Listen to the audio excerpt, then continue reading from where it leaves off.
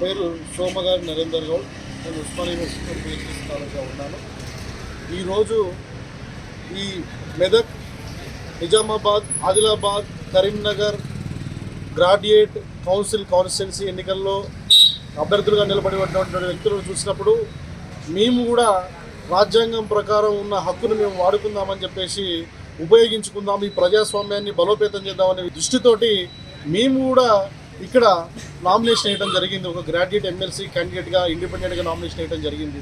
మేమందరం కూడా ఇక్కడ ఉన్నటువంటి ఇండిపెండెంట్ క్యాండిడేట్స్ అందరం ఆత్మ పరిశీలన చేసుకొని ఏ వ్యక్తి సరైన వ్యక్తి, ఏ పార్టీ ఇక్కడ గెలవాలని ఆలోచన చేసినప్పుడు మాకు కనిపించిన వినిపించిన ఏకైక పేరు ఊట్కూరు నరేందర్ రెడ్డి సారు.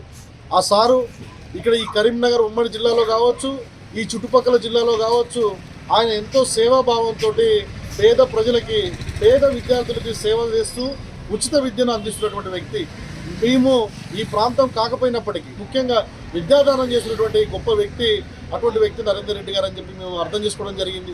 కాబట్టి ఆయన విద్యార్థులు కూడా వేల సంఖ్యలో ఈ ఉమ్మడి కరీంనగర్ కావచ్చు, మెదక్ కావచ్చు, ఆదిలాబాద్ కావచ్చు, నిజామాబాద్ జిల్లాల్లో విస్తరించి ఉన్నారు. కాబట్టి పేద వేల సైన్యం ఆ సారికి ఉన్నది. కాబట్టి వాళ్ళందరూ కూడా ఓటర్లుగా ఉన్నారు. కాబట్టి గ్రాడ్యుయేట్ ఓటర్లో ఉన్నారు. కాబట్టి ఆయన ఖచ్చితంగా గెలిచే అవకాశం ఉందని చెప్పి ఆలోచించి మా వంతుగా స్వచ్ఛందంగా మేము ఆలోచించుకొని సారు గెలుపుకై కృషి చేయాలనే ఉద్దేశంతో మా అంతటా మేముగా విత్డ్రా చేసుకొని సారు గెలవాలని, ఈ ప్రాంతంలో ఉన్నటువంటి గ్రాడ్యుయేట్ ఓటర్లందరూ కూడా మీరు కూడా సార్కి సంబంధించినటువంటి స్లాట్లో ఒకటే అనే అంకెని ప్రాధాన్యత క్రమంలో వేసి అత్యధిక మెజార్టీగా నరేందర్ రెడ్డి సార్ గారిని గెలిపించాలని చెప్పేసి మీ అందరినీ కోరుకుంటూ సెలవు తీసుకుంటున్నారు. గ్రాడ్యుయేట్గా పోటీ చేసిన ఇండిపెండెంట్ 5 సభ్యులను కలిసి నరేందర్ రెడ్డి గారికి సపోర్ట్ చేస్తూ మా వైపున ఉన్నటువంటి ఓట్లను కూడా అతనికి వేయించి మెజార్టీతో గెలిపించాలని చెప్పి మా పూర్తి మద్దతు, మా వైపు నుంచి మరి అన్ని విధాల సహాయ సహకారాలు అందించడానికి మేము